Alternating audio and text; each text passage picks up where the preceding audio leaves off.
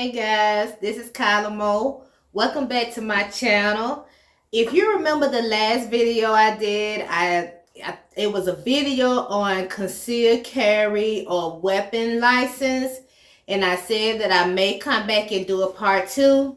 Well, yes, I have to do a part 2 on this. I found out some new tips as well, and I want to share them with you guys. So stay tuned. Okay, from my last video, I was telling you about how different states do things differently, how their application fees are different, how their fingerprinting prices are different, how some may take cash, how some may not take cash anymore, but just us as consumers having those housekeeping notes, just having those all together before we go and apply for a carry conceal license.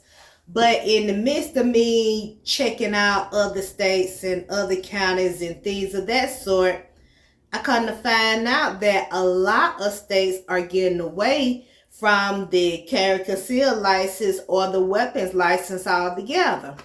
So right now, as of today's date or whenever, I'm going to say as of maybe 2022, late 2021, there were 21 states that have what they call the constitutional carry, which is quote unquote a permitless state. Meaning they don't have to have a permit to carry the gun, conceal. They can carry it and not try to hide it. A lot of states are getting away from carrying concealed license or weapons permit. So that's something that you have to look at and think about when you're trying to purchase a firearm and when you're carrying a firearm and when you are traveling from state to state with a firearm. So just keep those housekeeping items in mind. The last video I said that you needed to do your research, do your due diligence, and look at the state laws. Also, another thing to research is reciprocity laws. If you are in a state where you have to apply for a permit to carry a handgun or to be a firearms owner, you have to know, say you're traveling to another state or you're going through a state, you have to know if that state would be okay with your permit from the state that you're from. It's called the reciprocity law. So that's something that you need to pay close attention to. I had an instructor that told me he would oftentimes go back and forth to New Jersey and New York coming from Alabama. But as he was traveling up the East Coast going home, he said he would probably go all the way maybe and stop in Maryland. He would take that particular firearm off his persons and he would place that firearm in the trunk, unload it, and remove the bullets or the ammo out of the magazine. And then, once he was done doing that in Maryland, he would continue up on his way until he got to Jersey or New Jersey and New York. The laws in New Jersey and New York are stricter than the laws of the South. So therefore, he couldn't carry that gun the way he had been carrying it here in the South. He couldn't carry it that way up in the North. So he had to make that adjustment during that road trip up to his hometown. So that's something that you have to consider, and those are things that you have to look into and look at because they're vitally important for your safety. But just in case you do get pulled over for any reason, you will have practice what you know to do before you get to a particular state, especially one that weapons and carry laws are not the same as maybe where you travel from. So keep that in mind. Another thing that I found out too, that goes back to me telling you about these constitutional carry states.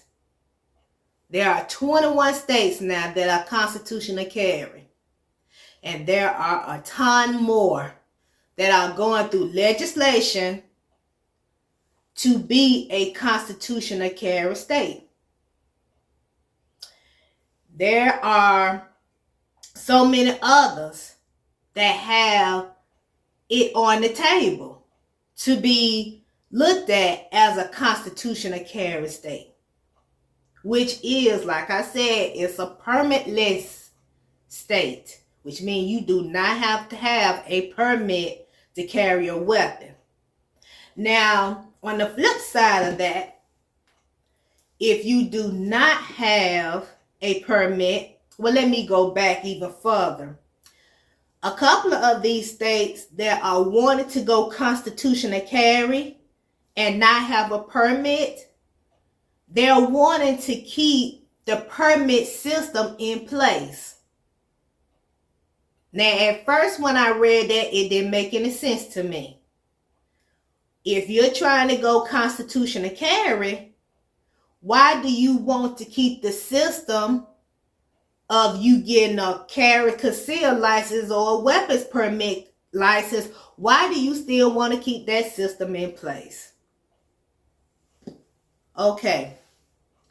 So from my understanding, they are wanting that system to stay in place for people who do not want to go through getting their background checked when they go and purchase a gun at a legal store. Because if you notice, when you go to a store, a pawn shop, what have you, and you want to purchase a gun, if you already have your carry conceal or your permit license, they won't do a background check. They'll just go based upon you having that license, and that would do. And you can go ahead and walk out with your gun or with your purchase within minutes. But if you do not have your carry conceal or weapon license, it's going to take a little while. Some stores it takes an hour. Some stores take a little less than that. It just all depends. So because they're still going to keep that system in place, they are still saying that even though this is a constitutional carry state, you still can go and get your weapons permit license to prevent from getting a background check done on you when you go and purchase a firearm, but you're going to still have your background check when you apply for the carry conceal license. So again, I didn't understand the concept of it all, but the state will continue to make money off people who still want their carry conceal license. Legislators do not want to take away the constitutional right, the Second Amendment right to law-abiding citizens to bear arms. And that's understandable. I get that part. But if we don't have to have a license to carry, then why continue on with the carry conceal license process? So that's something to think about. And I'm just going to leave that right there. Again, there are a few states that have this in legislation right now as we speak. There is one state. It has gone through many votes. And it still hadn't passed, but it's still out there in the Senate for it to pass. In Georgia, it has gone through the Judiciary Committee. Now it's about to go through the Senate Rules Committee. And if it goes through the Senate Rules Committee and they vote on it, then it becomes a law in Georgia. I think Nebraska is another state that's considering it. There are like 7 states right now that it is actually in legislation for it to be a Constitution carry state. There are even other states that are considering it, like New York, South Carolina, considering doing something to the laws that be to make it more close to it being a constitutional carry state. These laws and everything concerning these laws in your state, it concerns you. In some shape, form, or fashion, it concerns you. And I encourage you to do your research and read up on these new Senate bills in your state that are coming up and that are being voted on. But let's go back to these 21 states that are already Constitution carry states. So because they are thinking about it, that's something that you need to be thinking about. Especially if you are a gun owner in a state that you have to have a permit to carry your weapon, and you go to one of these states, one of the 21 states that's constitutional carry, you need to be mindful of the laws of that state. You will not have to have a permit to carry in that state, but in some of these states, that's just for the residents of that state. Now, for non-residents of that state, there are going to be some rules and some laws that apply to us. And that's something you need to do research on, and you need to look it up. With you being in a constitutional carry state, and you're a resident there, and you are a firearm owner, you should be fine. But when you go to a state that says that you have to have a permit to carry, you must know what and what not to do when you go to a state that says you have to have a permit to carry. That goes back to that example that I gave, that what my instructor had to do when he went from the South up to Jersey or New York, going home, the things he had to do. You coming from a constitutional carry state, going to a state where you have to have a permit, that's something that you're going to have to learn to do. You're going to have to know the laws of that state. Know what you can and cannot do. Know how to carry and how not to carry. This is research that you have to do. This may have something to do with even you carrying the magazine, empty magazine I may add, separate from your firearm in your car. Not the trunk, but in the car. Yes, your car is an extension of your home. But it also depends on the laws of that state that you're traveling to. So I just encourage everyone to please research, please do your due diligence in when you're going from state to state to state. Let's go ahead and look at the states that are currently constitutional carry. Oklahoma, South Dakota, Missouri, Texas, Tennessee, Montana, Iowa, Wyoming,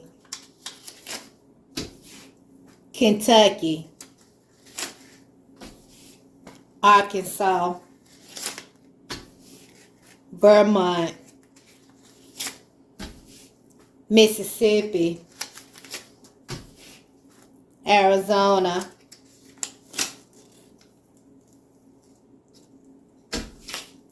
North Dakota, Kansas,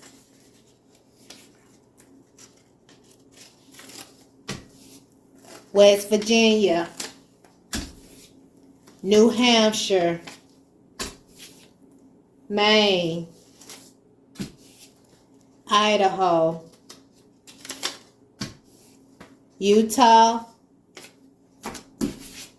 Alaska. Okay, so these are the constitutional states behind me that I just went over.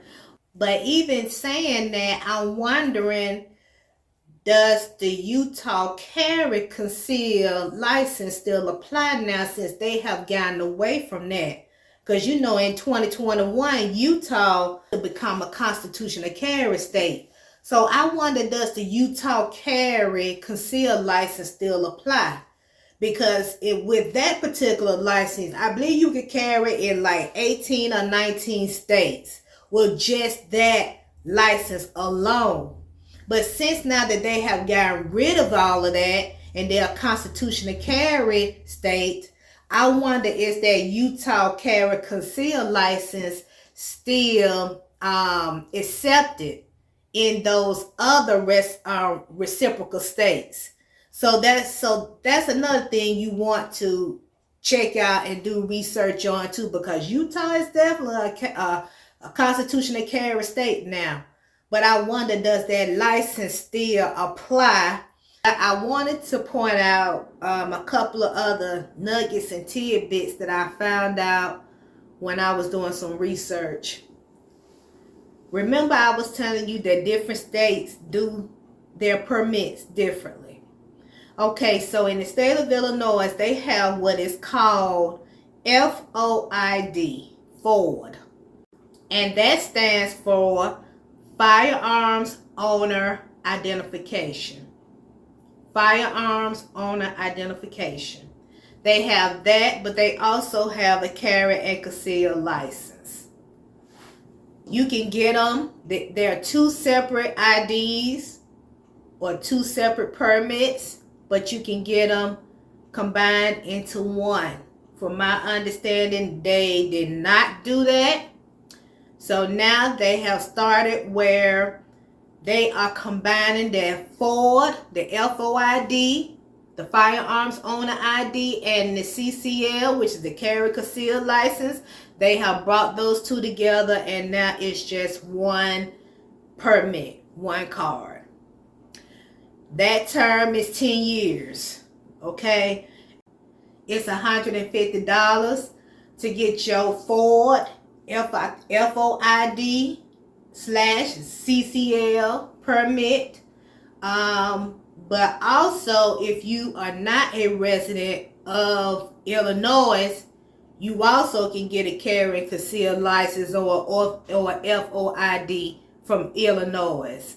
It's $150 if you're a resident there, but it's $300 if you're not a resident. So that's something to look into.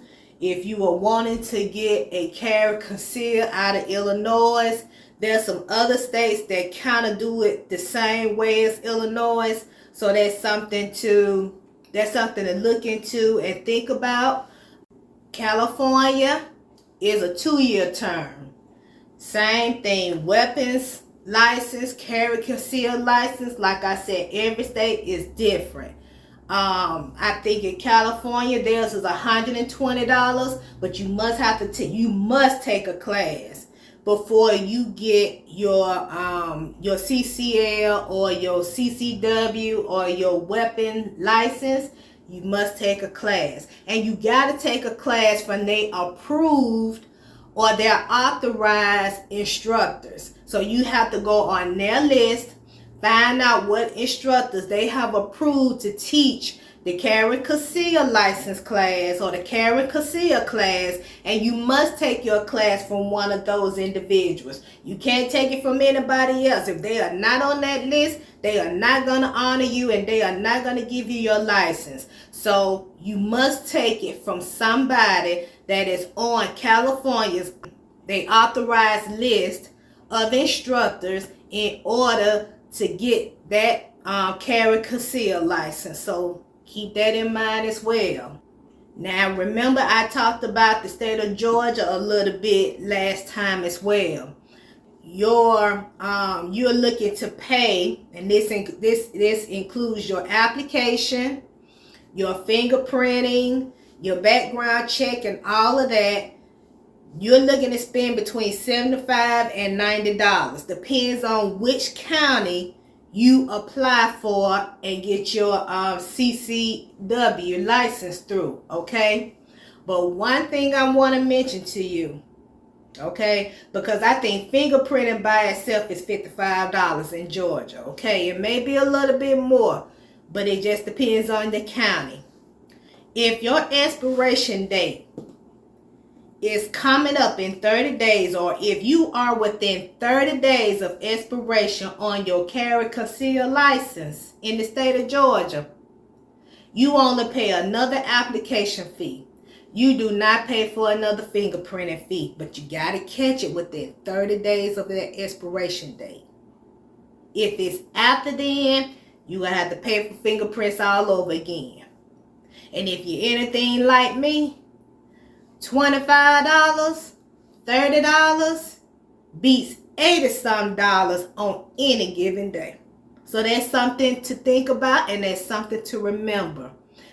Because with the carry conceal, if you renew it 30 days before it expires, you save some money. So keep that in mind. Now up in New York, they have one of the strictest systems, from what I've heard, of getting a carry conceal license. I think they go through the police department or the sheriff or what have you, but they have one of the strictest systems out there. And I think they're almost one of the highest. I think for their residents, I think they paid $340 for their carry conceal license. And you go through a lot of hoops, from what I've been told. So that's something to think about. $340. And that takes care of the application, the fingerprinting, the background check, and all of that. But that's something to think about. That's a car note. $340 is a car note. But at least if you were denied, they refund your money. They reimburse your money. Now, I don't know how long it takes for you to get it back. But if you denied, because they are so strict, and I'm not trying to deter you from applying for a carry conceal license in the state of New York. I'm not. But I'm just giving it to you straight. You may be waiting a long time to get your carry conceal license, because there are so many hoops and things like that they check out and you must go through. And then they have several different types of license to choose from. I think it's like 7 different carry conceal license that they have. But that's something that you need to do research on, and that's something you need to look at heavily. So with that in mind, read the laws of your state. And us as responsible gun owners, we need to know these things because it's going to help us to govern ourselves accordingly. It's important that you do this.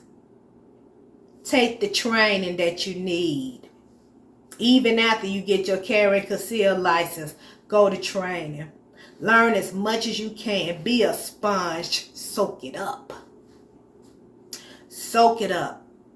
Always be a student of this craft. Like I said, just be a sponge. Soak it up. Practice. Soak up some more. Practice some more. And continue that cycle. This is Kyla Monarch. You guys have a good one. Continue to like, share, comment, and subscribe to my channel. Until the next video, I will see you guys soon. Thank you. Take care.